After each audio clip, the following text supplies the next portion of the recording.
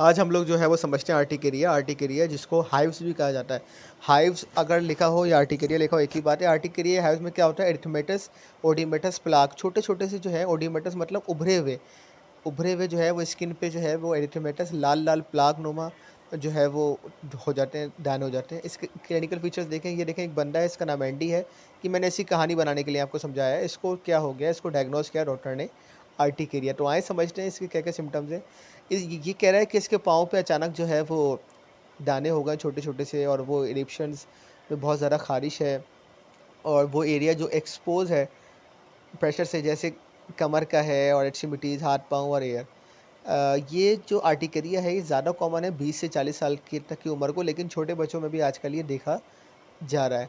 हर ज़ख़म जो है वो अप्रॉक्सीमेटली जो है वो लेस देन 24 आवर, मतलब 24 घंटे में। आर्टिकेरिया ऐसा होता है कि आपको दाने हुए और 24 घंटे से पहले ख़त्म हो गए, फिर थोड़े दिन बाद फिर से हो जाते हैं। एक कहलाता है पर्सिस्टेंट आर्टिकेरिया, जो कि रहता है। वो दो बीमारियां हैं, कोलेजन वेस्कुलर डिजीज़ और हॉजकिन लिम्फोमा। इन दोनों बीमारियों में क्या होता है कि आर्टिकेरिया होने के बाद ख़त्म नहीं होता, वरना आमतौर पर क्या होता है कि दाने हुए, फिर ख़त्म हो गए, फिर ख़त्म हो गए। एक्यूट आर्टिकेरिया वो होता है जो 6 हफ्ते से पहले ठीक हो जाए। और ये क्यों होता है, ये मेडिसिन के साइड इफ़ेक्ट की वजह से, इन्फेक्शन की वजह से, जैसे किसी ने काट लिया आपको, उसके इन्फेक्शन से भी हो सकता है, या खाने पीने में बेएहतियाती कुछ उल्टा सीधा खा लिया। क्रॉनिक आर्टिकेरिया वो उसको कहते हैं जो जिसको 6 हफ्ते से ज़्यादा हो गए, मरीज़ ठीक नहीं हो पा रहा। ये कुछ मेडिसिन की वजह से हो सकता है, सर्दी की वजह से, ख़राब पानी की वजह से, सन की वजह से, और ऑटो इम्यून डिजीज़, मतलब खुद ब खुद आपकी बॉडी भी इसको जनरेट कर सकती है। इसकी पैथोजेनेसिस देखते हैं कि इसका क्यों मैकेनिज़्म देखते हैं।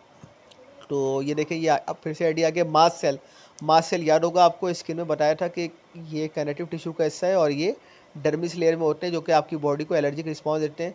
एक यहाँ पे चीज़ आएगी IgE, immunoglobulin E. Mast cell मैंने बताया था कि हिस्टामिन रिलीज़ करते हैं, और हिस्टामिन जो है वो एलर्जिक रिस्पॉन्स है। हिस्टामिन क्या करता है, वेजोडाइलेशन, आपकी वेन्स को डायलेट कर देता है, और आपके जो है वो जगह जगह पे जो है वो पैचेस बनना शुरू हो जाते हैं आर्टिकेरिया के अंदर। तो ये चीज़ बहुत कॉमन है आर्टिकेरिया में। मास्ट सेल आपको याद होगा एलर्जिक रिस्पॉन्स देता है। नॉर्मली देखें, ये ऊपर वाली जो है वो एपिडर्मिस है, उसके बाद डर्मिस लेयर है जहाँ पे मास्ट सेल हैं और ब्लड वेसल्स हैं, और ब्लड वेसल यहीं पे डायलेट होती हैं, और जिसका रिएक्शन जो है वो डर्मिस यानी कि ऊपर वाली लेयर में आना शुरू हो जाता है आर्टिकेरिया के अंदर। तो ये चीज़ जो है वो आई होप कि समझ आई होगी। कोई सवाल हो तो बिल्कुल आप जो है वो इसके हवाले से पूछ सकते हैं।